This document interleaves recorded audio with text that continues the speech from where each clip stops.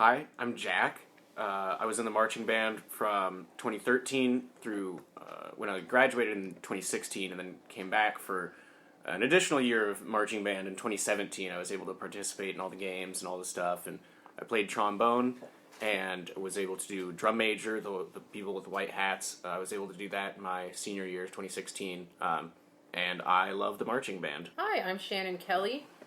I played trombone in the Vandal marching band and basketball band 2011 through 2015, plus a little moment in December 2016.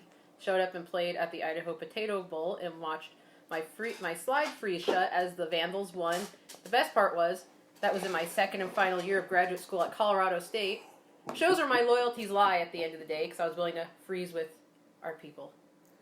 And most of you know me. My name is Martin. I was in the band from 2012 to 2016 and had a minor victory lap in 2016 like Jack. So my position right now is historian and staff assistant for the Vandal Marching Band, and I'm most of the way through writing a book in time for the centennial, because our band turns 100 next year. So it basically started in 1919 after the end of World War I. A lot of veterans were home. The rate of attrition, the number of casualties suffered by U of I, even though U of I was not very big, it was still very steep. Everyone knew someone who had died. And so, being kind of that beginning of the Roaring Twenties era, they wanted to have some fun. So the cadet band, which is basically the ROTC, had their own band. They started playing at games.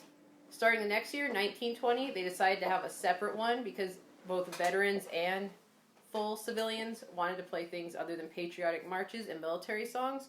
And so a freshman from Kappa Sigma named Lynn F. Hersey, a saxophone player, started the band, and this guy was basically overachiever extraordinaire, ASUI president, honors student in geology in ASUI, all like Argonaut, all these things. And so from the beginning, the band, its members have had a history of being involved in everything on campus. Bandals, as we like to call ourselves, we are everywhere. We love our campus, and even after we graduate, we contribute. I just want to say, why why am I doing this podcast? I love band, and I love band because the VMB, Vandal Marching Band, a little acronym for you there, seemed like, to me, a microcosm of the community I found in Moscow. Everyone was super welcoming, super friendly, wanted to have a good time, wanted to look out for each other, wanted to help each other, and the band was just so supportive and friendly and fun, and I just fell in love with it. And it's like everything I like about this town and this university is just like concentrated, like with thick pulp in the marching band, and it's just been a treat, and that's why I still do band events when I can, and watch the band whenever I can't. And it's fun because we've gone through from a little group in the early 20s of 20-something guys who, all men in goofy sweaters and hats that look like they were at Krispy Kreme donuts, go on train rides to and from games. And now we're at 250 people. It's amazing. It's a great tradition. Shannon, after World War II, the band changed a lot? Yes, because after World War II, you had lots of GIs, lots of veterans coming to U of I who not only had the GI Bill helping them pay for school, many first-generation students, but many of them had gotten amazing music education and training in the military. So you had guys showing up who already knew what they were doing. On top of that, while most of the men were absent during World War II, women got to basically run athletic bands. If you look at Argonauts from during the war, the biggest campus celebrity was the drum majorette, the Tom Twirler, Billy Keaton. And after that, the numbers just built. The director towards the end of World War II was this guy named Edmund J. Marty, E.J. Marty. He came from a family where basically everybody prior to Dan Buckvich was a Midwestern guy. Both of E.J. Marty's parents were involved with the Barnum and Bailey Circus Band. Yeah, no joke. He was a circus guy. He knew about showmanship. You know how to put on a show? He really did know how to put on a show. He knew how to fundraise, too. And his wife she was a PE professor, and she was integral to getting women integrated into the band. Especially because they had been from a part of the country where the universities already had humongous bands, and Idaho was still around 25, 30 people as an average. After Marty, it gets bigger. He left in, I believe it was 45, 46, because he got a job at University of Arkansas with the Razorback Marching Band. He's the one that made them become the Marching 100. And he had his start at U of I.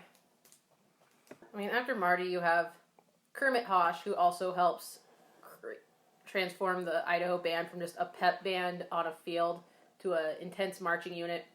After him, you have Warren Bells, who was a World War II veteran. He had been a radio guy in the European theater. Then he came to U of I. He was a woodwind guy. Really revolutionized the way that they would march. They started doing drill that made pictures and things that moved. They'd perform in Neal Stadium. And then after him, Bellis brought in, it's kind of like everybody brings in somebody who's important, who brings in something that's important. Bellis brings in, I believe it's David Seiler. He pushes it up even more. And then after him, the legendary Rob Spevacek, who, if you know anything about drum corps, he led the Madison Scouts to many different championships. And he helped get the sound of Idaho, the size increased to over 100, the kind of music they were playing, just the level of everything was amplified. Then after him, Dan Buckfish, who's still a professor here, Al Gemberling, Tori Lawrence, and then Spencer Martin. So Spevacek is the one that brought the band to more modern times? Yeah, Spevacek definitely kind of gave us the biggest jump in modernization. We started playing a lot of kind of rock or pop tunes so that people in the stands get excited and recognize music. He had them play Roundabout by Yes, which we have video of it. It's amazing. Yeah, and that kind of gets into something I wanted to talk about with kind of like the goal of the Idaho Marching Band, and kind of the modernity of it. But how it's supposed to be fun. High school marching band is kind of stale, and you stand and you try and impress judges who are looking at how technical you can be in your steps and in your tone and stuff. But the UI band just wants to have fun. The goal is to entertain college kids, and that's what we're going for. So the goal is different, and so it feels like a different group sometimes, and that's why we'll play pop tunes. We'll play meme music with the Pop-Tart Cat, Nyan Cat, and the Wii music theme, and Shooting Stars, and there's a lot of dad rock in there too, stuff from the 80s, but we're just trying to entertain people, and so that's why goofy stuff and shtick and gimmick, that's why we did the cup stuff, I think. Yeah, cups and beating on chairs. Oh my god, what does the fox say? Remember that song? Yeah, we all dance. Style. Yeah. Spence's first year. This year we're doing some Drake stuff. Nice. Mm-hmm. And so, yeah, that was really fun for me, being a band, seeing how the goal was different to just kind of entertain people and be goofy and have a fun time, and a lot of dancing. I learned to dance in the Vandal Marching Band, and now I do it, recreationally at basketball games, out of uniform. When YMCA's played, I go out in front in the audience and stuff, and I want everyone to be dancing. It's like, the dance. Come on, let's all have a good time together and play this goofy song. And it's just been really cool like that. I think that's one of the strongest things. And having a director like Spencer who wants to do that and shtick and gimmick, he always wants to do the first thing. What was his phrase? He doesn't want to... If you can be the best at what you do, that's really good. Yeah. But if you can be the only one doing what you do, that's the next level. Well, I think the major ethic of the Vandal Marching Band from the very beginning is we don't take ourselves seriously, we take what we do seriously. When you see college marching bands where they take themselves extremely seriously, you don't really want to hang out with them. You don't want to go and give them a high five after the game, whether you're a band person or you're just someone watching the sports. I feel like Vandal Marching Band, we've had people come up, whether they quit band in middle school or whatever, come up after the game, give us a high five, thank us for playing. It's the connection. Yeah, I've had players from other teams. This more applies to basketball band and volleyball band. They're a smaller gig where, if you've been to a basketball game, you know what the band's like. And I've had players from visiting teams be like, you guys were lit. Yeah. Like you're You like guys no make the games fun. no other band is like this. Just the shouting and the dancing and the I don't want to say heckling, but it's always sportsmanlike. You know, we Yeah. know where to draw the line, but we're gonna try and get in your head a little bit. You know, in a fun, safe, sportsmanlike way. But like, I want to piss you off a little bit. Like, I want to mock you some. But and it's just a fun time. And like when I do the moves, I can see people like looking at me on the other teams. It's a little ego tickler there, but like, the community loves this band. Why is the band so popular here? Like, band is cool at the U of I. Like, why is that? Just because we're different, we like to have fun. I mean, sometimes we're the highlight of games when sports aren't down. Sports are down. That's true. With a historically Not so challenged football team, at least since 2008 or whatever, you got to have something to look forward to or to entertain yourself, and it's been good for that. The community response has just been amazing. How much people like the band, and how when you wear a band shirt, you'll get old people and young people at the mall, like, oh, we love the band. Everyone loves the band. And you've made impacts in some people's life. There was a really cool performance we were able to do. A student at the university, Keegan Felt, was a huge Vandal fan, huge athletics fan. He loved the band. And he died during the year, and so his parents, there was a celebration of life for him a few weeks later, and his parents invited the marching band as like a special surprise. And so we get on the Vandal trolley, and we go to the other side of the cemetery where it's being held, and we hide in the bushes pretty much halfway through until we get a signal. And then we march up, and it felt almost like a New Orleans funeral or something, but it was, something happy, some celebration. And, wanted to make people happy instead of being a sad moment. Absolutely, and so we freaking cadence up there to this kid's funeral and play the fight song like a few times, and you've impacted someone's life. If their parents want you to be there as the band, how special. I want the band at my funeral. I'll put that on the record right now. But. You want to get dropped in a casket just lowered in the ground by the fight song or something? Put a spoon in there with me too. Yeah. There's a fun gig at the Zion's Bank building. Shannon, do you remember that one Yep. much? Do you want to tell us? So, would that have been Potato Bowl? It was Potato Yeah, Bowl. Potato Bowl December. 2016. When, once again, I was there at a game against CSU when I was still attending there. CSU student playing in the Vandal marching band. Yep. So, we get invited to go to this office in the Zion's Bank building in downtown Boise. And it isn't a full band, but it's... A mini band? Yeah, it was a mini band. There was at least 30 of us. We stuff into the elevators in shifts to go up to this office that has this gorgeous view of the mountains. We go in there and just storm the place. You can hear the cadence is bouncing off the walls in a circle. There's a few Boise State fans in there just looking very smug. So of course we played extra loud in their face. Let them know how much fun it is. Even when we rode the elevators down, the drum line was just pounding away in the elevators. You could just hear this music go down through this building.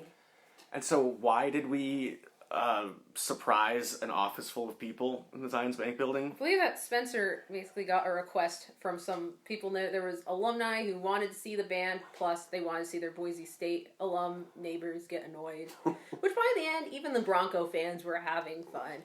It isn't their fault that their band never visits them at their workplace. It really isn't their fault.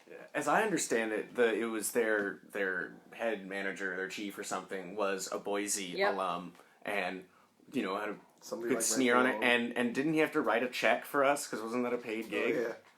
That's what I'd heard. Yep.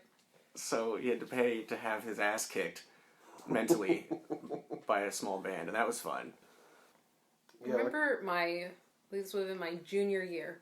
We went out, a small group of us, we got on some school buses, and we went out into eastern Washington to Washtenaw. Because they're small, very small schools. I mean, their football teams, they combine they combine their neighboring school districts for 8-man football, and some of those kids out there are like 8th graders playing against kids who are seniors in high school.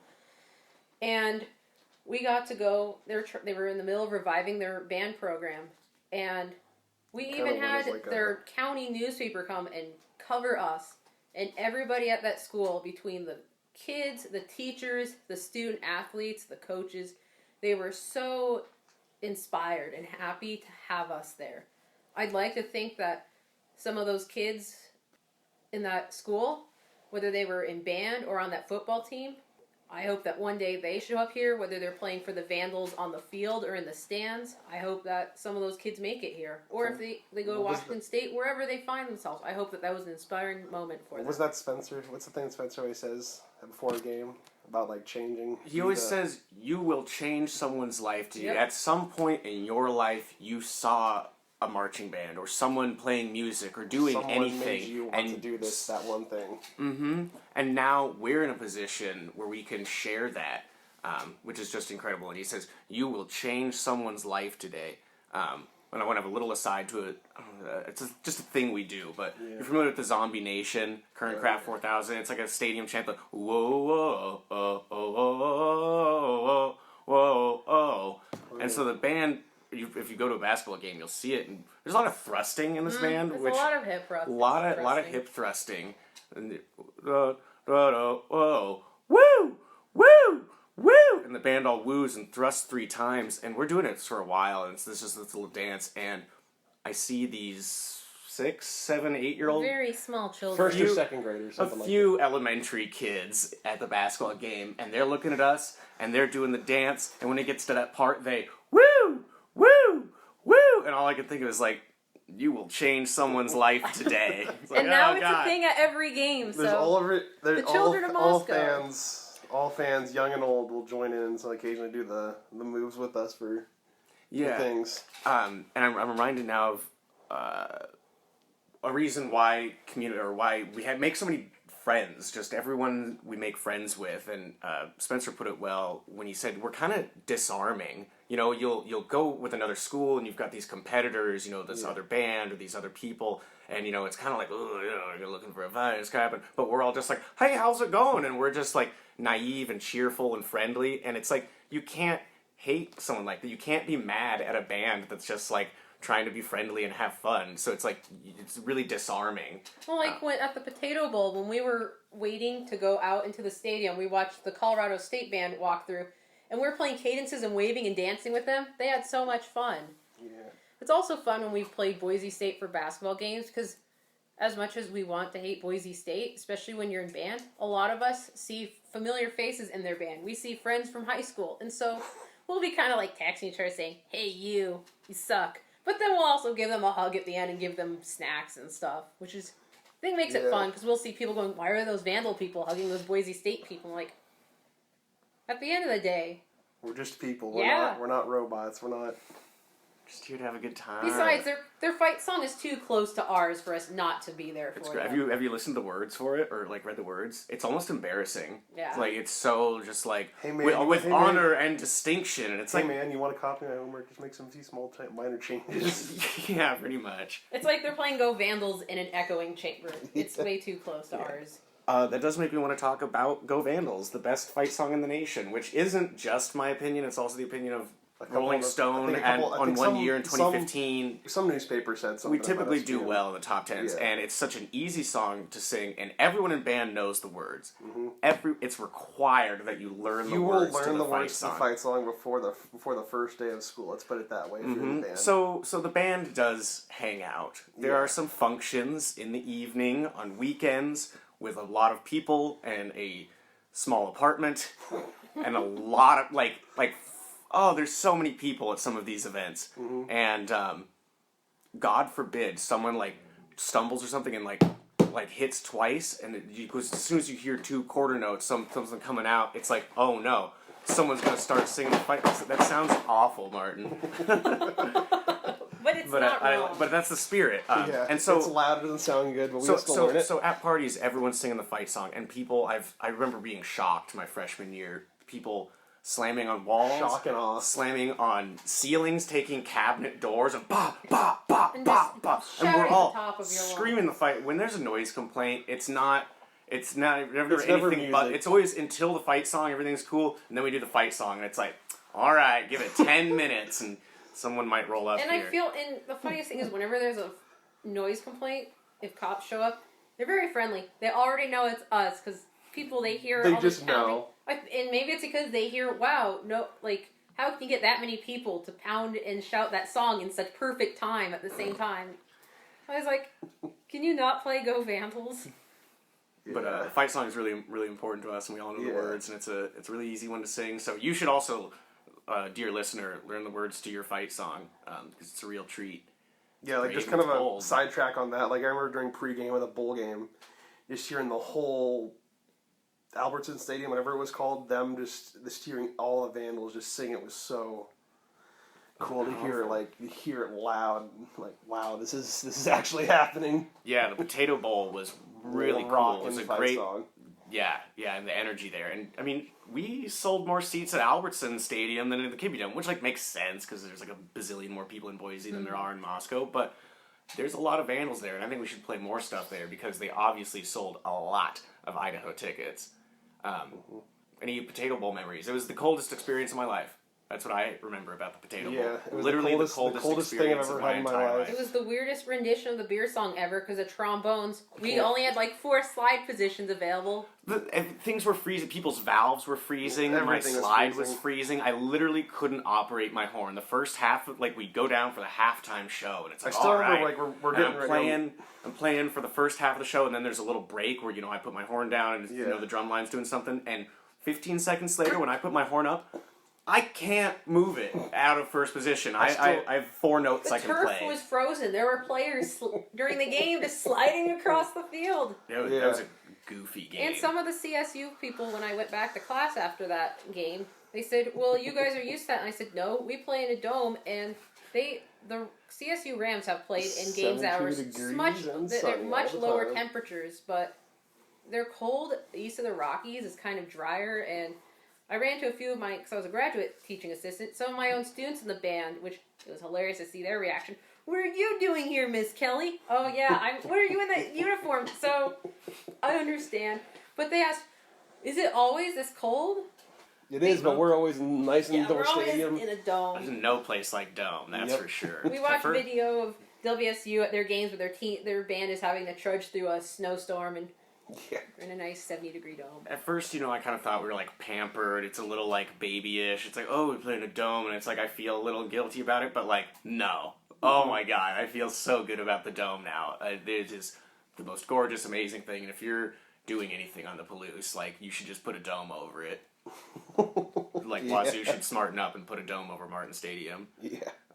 Because the dome is amazing. There's no wind. There's no rain. Yeah. It's always, like, you can wear a t-shirt.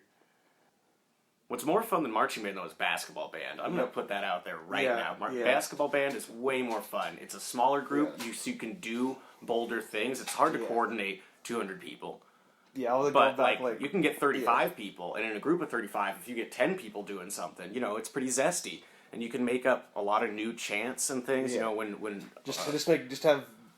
can always test things in basketball band and then bring it to football. And it's a much more intimate setting. You're closer to the fans. They have an easier time figuring out what you're doing, so they can do it with you. Absolutely, and you can make up chants. Like we chant a lot. Portland's normal. Yeah, like if we're playing Portland State, it's like Portland's normal. I don't think it's there's always the classic, like, he doesn't even go here. Like when they're trying to do a free throw. You've probably heard some of these if you've been to enough of them, but it's your mother is a Vandal fan. Your mother is a Vandal fan. And then she is disappointed. Well, she is so proud. Yeah, if they miss, it's like, well, your mom's real proud. The power of potato. Yeah. Sometimes, other basketball teams will, defense. And so if you're chanting and you haven't played in a band or anything, people speed up. That's why, like, when you start that slow clap and everyone's clapping together, inevitably, and like, defense, like, people want to speed up. It's a natural thing. And so if you're conscious of it, then you're like, nope, we can keep this going, keep it at a regular pace. Otherwise, things get too fast and get out of control. But if you know that speeding up's natural and you don't want them to be chanting so much, you can kind of speed them up if you chant with them and really, like, You can really mess up really, the crowd. really and kind of stuff. manipulate it, try and speed it up. It's really gross. But also, that's a big pet peeve. When you're chanting, don't speed up. The number one rule we tell freshmen and first year members of the band when we march out. Don't for speed up. pregame, we always tell them, don't listen to the tempo of Go Vandals as clapped by the crowd. We love them, but they are wrong. And also, what I remember is don't look at Megatron when you're marching out for pregame. It'll swallow you alive. There's that giant screen, which we call Megatron because it's hilarious. And so the cameras are always on the band, and you're like trying to look and find yourself. And it's Use like your eyes, don't turn your head. big. Well, it's not even that. This thing's slow, and you're gonna be distracted. And it's like, do not look at me. It's like Medusa up there. Like and you this want to was look. the second one they had. Partway through college for me, we got the first Idaho Potato Megatron board, and then a year or two after that, they got the even bigger one. Yeah. Next, they'll just take up the entire wall with the It's like a screen. big ceiling, like the one in Dallas, right? Like any fan interactions, anything like that?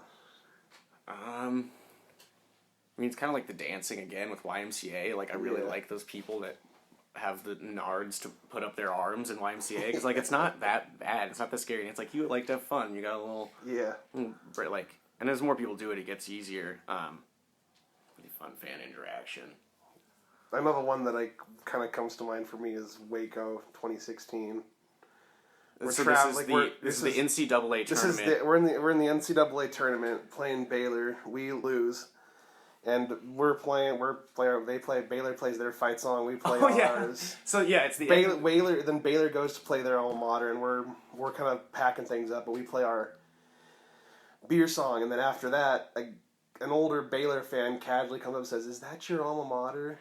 And we're just like, "No." But it we play our fight song, or they play their fight song, we play our fight song. They play their alma mater, and we play the beer song, because we finish every game. It's kind of like the unofficial... Do we know how old the beer song is? I don't. I mean, I know it's a traditional, because a lot of Midwestern schools play it too. Mm-hmm. I do think it is interesting, because whether it was being in graduate school at CSU and going to some of their games or seeing other schools, I do think it's interesting that a lot of schools, especially Big Ten schools, they end their game by playing their alma mater, and we don't do that. Yeah, no one wants to hear a slow, boring, play something kind of fun. Yeah. So it turns into the beer song. Yeah. And cheer gets super into it. This year's been more challenging with the connection between cheer and band, but we do a lot of things together. Yeah, everything's together. I like try to make it like that. When we went to, this would have been 2013 NCAA tournament in Connecticut against University of Connecticut, which we lost because UConn women's basketball is basically professional basketball. Good. And we had so many people who, many of the fans didn't even know Idaho was a place and all these things, but they were very gracious. They thought it was fun because even the UConn coach said the U of I team reminded him of some of his first teams. He's like, Idaho is going places. They're fantastic. And we did have an older fan come up to us and ask, so the Vandals, aren't those people who break things? And we said, well, they could be, but our Vandals are like the Germanic tribes that sack Rome. And she said, oh, so Idaho was settled by Germany. And we're like, no, but that's okay. And just brought our instruments off to the bus and headed back to Hartford. Yeah, nice. Any other moments, or just kind of going off that, is there any sports moments you like that you will always remember? Whether it be like football, like the bowl game, I know that was kind of a big thing, or Waco, Reno, basketball. There was one really cool time in Mem Gym, which is just the best venue in the world, especially for the band, because you have the best seats in the house. Yeah. You're there right behind the hoop. Yeah. You're just above the floorboards. It's an amazing venue. And it's this isn't a knock on the new arena or anything. We love the new. We just love Mem Gym, and you can stomp really good on that stage too. Your feet can make some it'll noise. Fall apart, but there was a game. I think this is 2014 or something. Was it the double overtime game when you jumped off Montana? Don't get right to the punchline, Martin. But no, we're playing University of Montana men's basketball. The place is packed. It's fourth quarter. The game's close.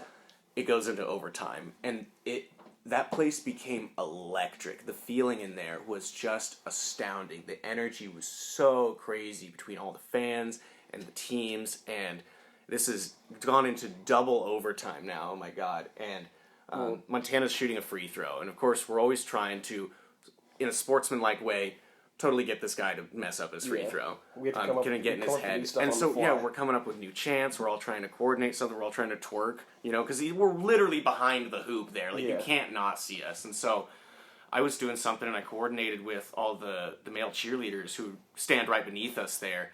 And I was like, hey, can I, fall off the stage? Because I've been, moving my arms around and yelling at this guy, and I'm really moving around the front of the stage. Pretty easy to see me there. And I was like, all right, so if you guys can, basket catch me or whatever, I can fall off. And so he's there, he's getting ready, he bounces it a couple times, and I'm up, whoa, and I do this big dive off the stage, and they catch me, and instantly I'm back on my feet. If you haven't had the opportunity, have some cheerleaders catch you, because I just fell, would have cracked my neck, and then it was whoa, I'm just on my feet, I just, whoa, what the hell?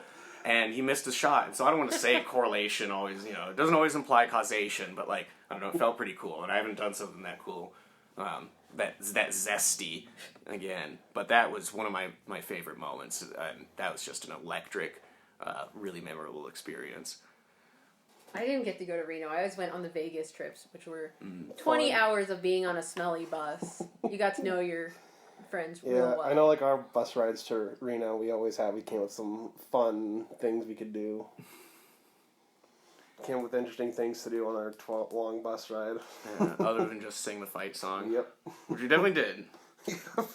Get down the hill, Lewiston, start the fight song there. Oh my god. Oh, another moment that I just remember that was always fun. One of my favorite moment, and it came from my favorite player. Taylor, if you're listening to this, you are my favorite player. The game-winning shot in 2016. Oh my god! Oh my god! Oh, Taylor, you made the Taylor Pierce, you made the band's night, and I will continue to sing that phrase till the end of time. That was the most incredible game ending of my entire life. Oh, yep. Is it overtime? We're tied, and or no, we're 2 down. 30 seconds left in overtime. We're tied, and I think it's 83-83 or something like that. And Taylor Pierce just puts up this shot that we don't see her shoot. We think we used to see her shoot it, and then we just see that it's a buzzer beater. Yeah, it's the buzzer beater. And she just hucks it from the chest. And oh my god! Flying and shoot! Oh, start the band. Oh, that was amazing. Yeah, Reno's a good time. A lot of good dancing there too. Yeah, those are some fun interactions. When I was in Reno, I stood outside the band and danced around, and you'll just have old people just being like, nice. And, they're giving you a finger and a good nod. Yeah, all the Reno was always fun for interactions with fans, because you gotta interact with everybody, and everybody's always like, you guys are always fun, and just always having even other bands there too is fun too, because then we gotta play off of, I think, my game against Montana, I think the semifinals or something like that.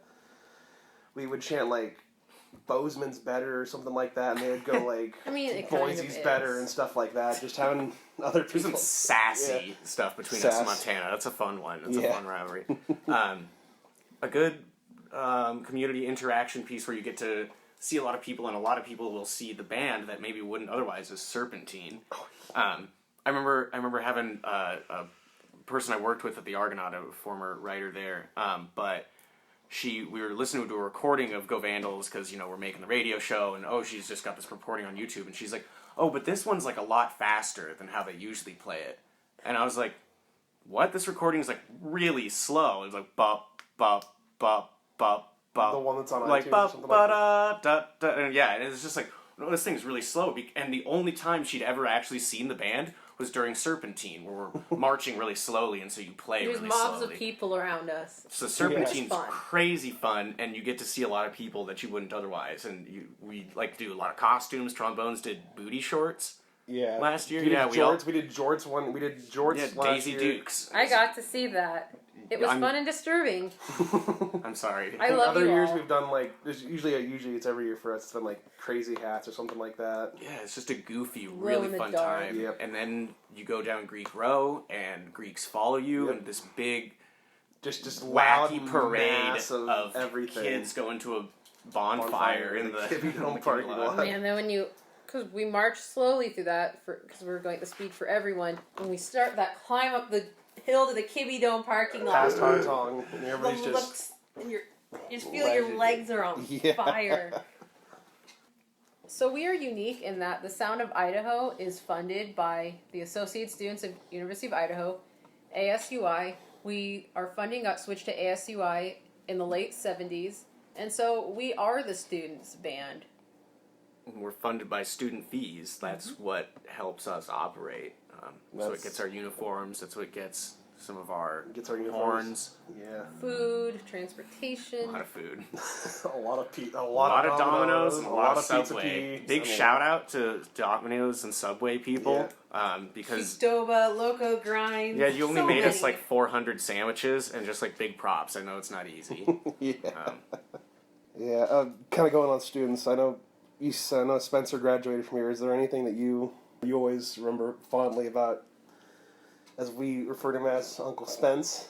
So Spencer Martin, our director. He's fantastic. I mean, I've had Thanksgiving with his family, and there's so many fun moments.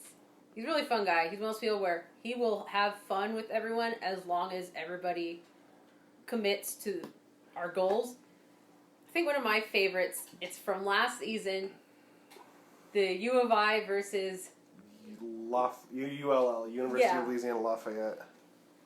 So, the idea of a band getting any kind of foul called. When you're in high school band, you hear it almost as like this urban legend. A band can get fouls called, and you're like, yeah, whatever, it's never going to happen. And that game, we got a foul called on us for the band starting. I wouldn't say a foul. It was more just, it was a warning. It was a warning by the refs. They were just like, stop playing when they're in offensive formation. Which they weren't even in formation, but whatever. And they show the band up on the Jumbotron. You just see Spencer throwing paper in the air like flags. And if you watch, we found video on YouTube where you can see in the corner of the screen just these little papers flying in the air. Spence just taunting them. He felt if you're going to throw some, I got flags too. I can toss them. And after the game, we had so many different just students from the student section who had never even interacted with the band go up to him and be like, this one guy goes up to Spencer, high five, man, you're the effing man. And Spencer just looks so confused and so funny because this guy has his girlfriend with him, and she's just like, okay. Yeah. Spencer is the ultimate. He's cool, bro. He really creates a fun culture, but he keeps it professional, and that's the really cool thing. Is like you can still do really goofy stuff, really out there, even kind of bold. You can come up to the line, but you can't cross the line. And I know the band in the last 10 years, well, 2000, early 2000s until Spencer came on, had some struggles with performing and sobriety, and those not quite lining up all the time. There was just a culture of getting wasted before games for some folks. And Spencer really put a crackdown on that, but not in a really like hard off way. But he's like, what we're doing here, you should be performing for that, or you should like not be in this band. And if you've got an issue, if you feel you need to do something before a game, like come talk to me, like think of me like an uncle or something. And it's like he has this really cool thing that I've incorporated into my life, the way I kind of look at things, and how you can really do wild stuff, but also like have a professional performance that you want to do. And once that's over, you can do other things. But but during I think it creates a really good culture. Yeah, kind of like just during the games, but like he wants to make sure you're at peak performance for the games, but he doesn't.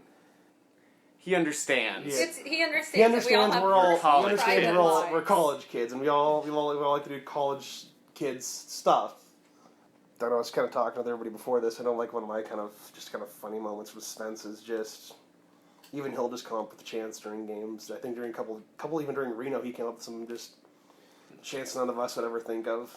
Yeah, there's some sassy ones. Even one I remember, and he probably wouldn't like me bringing it up, but there was a Montana fan in Reno years ago. That was about 2015 or something, 2016 or something like that. Yeah. Just this drunk fan. He was drunk, and he was belligerent. Having a good time. But like, and Spencer's really trying to get at this guy or something, and he's kind of getting under Spencer's skin, and you can tell the guy's a little tipsy woohoo, and so Spencer starts chanting. The whole band turns around, because the guy's behind us, actually, in the stands, and so the whole band turns around, and Spencer starts chanting, "Time for last call!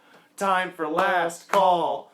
And it's like, you can really roast people with some good chants, and there's some times when Spencer's really, really on it, really, really electric, and has some funny stuff, and, comes up with some things, and he's like, ooh, we shouldn't say that to Montana, but you thought about it. I remember, there's a chant that...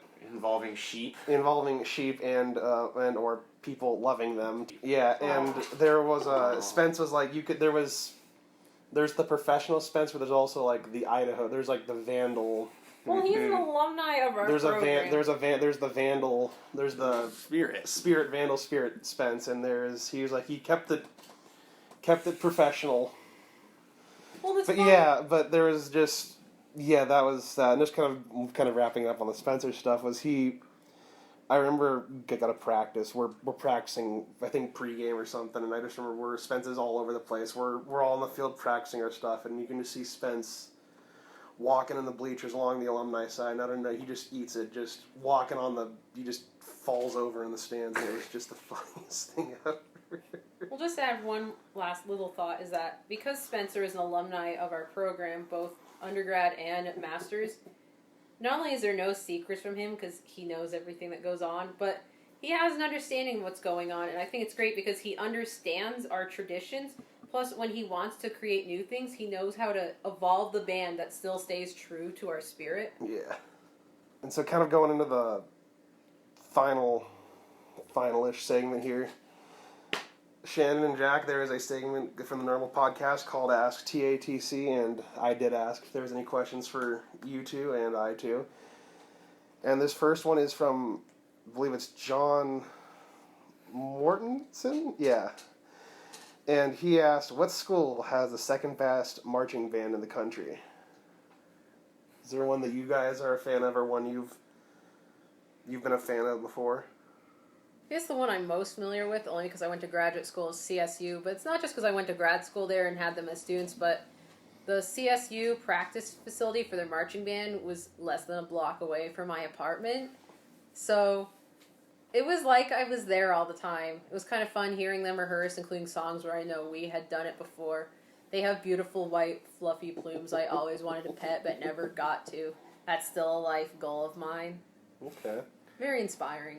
Jack, is there a band you like? Have you ever just... It's really not. Like, I love Idaho's marching band, and I think it's because it's been such a special, fun community organization. Like, it's a lot more than a marching band. Like, I wasn't going to do marching band when I came to college. I did it in high school, and I was like, this is all right, it's kind of fun, but I'm not going to do this in college.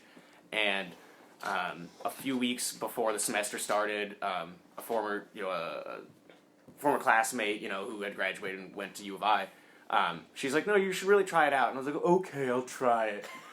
And I loved it more than anything I've loved in the entire world. And it's not just a marching band. It's so much more. And so I can't really say that. There's not really Ohio State. I don't know. Like, no, I get what you're saying. Like, I care about marching bands, but mostly I care about our marching band because of the people in it and the crazy things we do with the lights. If you can be the only one at what you do, it's really special. So there's shtick.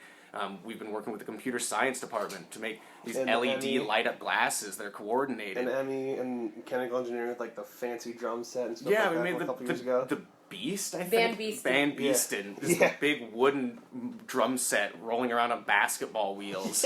But there's wacky stuff we get to do like that. Really pushing the envelope on what you can do for a show. I mean, Brantley on the keytar, which is just hilarious in its own right. But it's like synthesizer, which Spencer accidentally scheduled to be in the middle of Moscow's Synthesizer Fest, so we were relative. Yeah, I don't... Relevant. Kind of answering that question myself, I'd kind of say, kind of like Jack, there's not really a number two really for me, the best marching band in the country, but if I had to pick one, I'd say University of Washington, because I used to go to football games there all the time, just watching their band kind of kept me in band stuff. I like their Boeing Centennial show. Yeah. I mean, Boeing's one of their sponsors, but they made planes on the field. That's fun. I think we should do more pictures. I like the things we do, but I feel like we could enhance our, I wish we could, picture but we're kind of game. limited with the slope of the stands. Mm-hmm. And then the see stuff. next and I think final question here is from, I want to say Brian Marceau. His question is how difficult was it to bring and sustain game day energy during some of the awful and or when seasons of hope where hopes were already dashed? Hashtag ask TATC.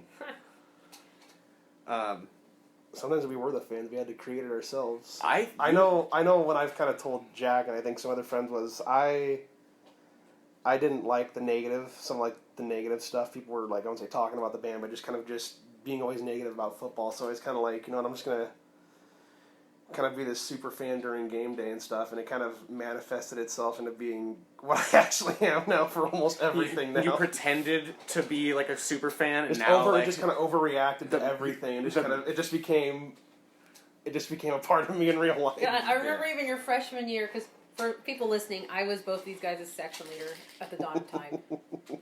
People would be in the dome. The team might be having a hard time on the field. People would be leaving. It'd be empty. And Martin would be... We'd all be super enthused. And Martin would be like, yeah! Even if they barely made it across the field. Just the fact they did it. It was amazing.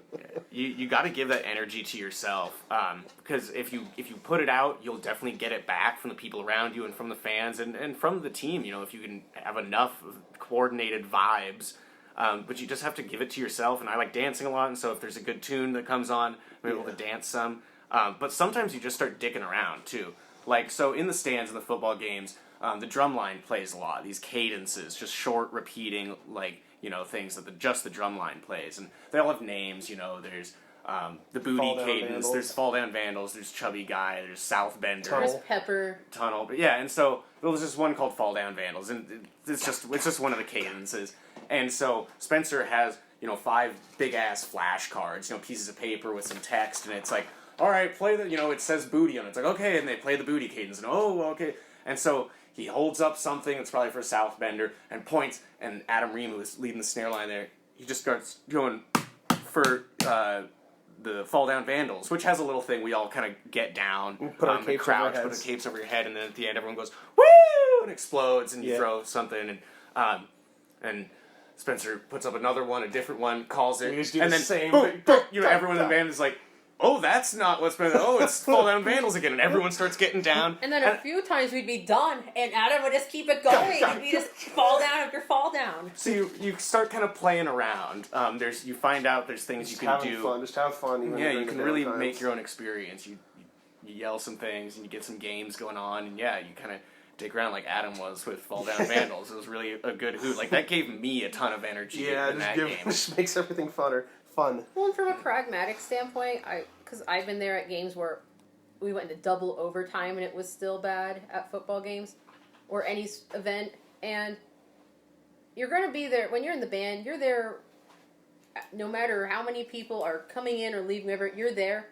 You might as well have a good time of it. And by my senior year, I thought a lot about what would it like to be one of those athletes, one of those football players on the field, and maybe you're not having the best game ever, and to watch people leaving those stands. And I thought, that would be a really crummy feeling to have. And so it's like, if people aren't going to be there and give them the pep, we have to give them their support. Because we're Vandals with them. Always try and make fans leave on a happy note instead of just always down after like a football loss, something like that. We're with them. Yeah, the band's been really special for all of us, and that's why we're still here. Yeah. Well, thanks for coming and joining me, Jack and Shannon. Yeah, a treat to be here. Thanks. Thanks again for everybody that listens. Is there any final thoughts you got? Anything you want to promote? We are. Pop, pop, pop, pop, pop. Maybe not. See, that's about that. It's about that. That's all I got. It's about that time, but. So the Vandal Marching Band, as we head into our centennial, we are at the biggest we've ever been, about 250 people. Our uniforms are almost 20 years old. They're falling apart, and we just don't have enough for everybody. We don't even have enough plumes for everyone. We do have a fund going to raise money for the uniforms. It is its own separate fund. Like whenever you get donation letters, there is a separate box for the Vandal Marching Band. And if you want to see your favorite marching band, the best marching band in the world, get outfitted in snazzy, beautiful new uniforms, especially in time for the centennial, you can be that change by donating your change. Nice. Jack, anything you want to close out on or anything? Okay. I've said. You sure you don't want to start anything else? Well, I mean, no. Like, Okay. you already cut me off the Well, first you time. can try it again now if you want. No, the moment's Okay. gone. Moment's gone. Sorry, Jack. Came and try for the North Raven Bowl. Bop, bop, bop, bop. Came and try from the North Raven Bowl. Very banners, silvery gold. Try to do all their foes. Go Vandals, go mighty Vandals, go mighty go Vandals, go. Fight on with hearts, true and bold. Foes will fall, hey, before your silver and your U-O-I. The victory cannot be withheld from me. So all bear down for Idaho, come on the Vandals, go. I-D-A-H-O, Idaho, Idaho, go, go, go. The victory cannot be withheld from me. So all bear down for Idaho, come on the Vandals. Came and tried from the North Raven Bowl. Let's go. Woo! This isn't a noise complaint. Thanks again for listening, everybody. And as well, it's kind of weird to say now that it's the band special podcast. Well, band, play us out with a beer song.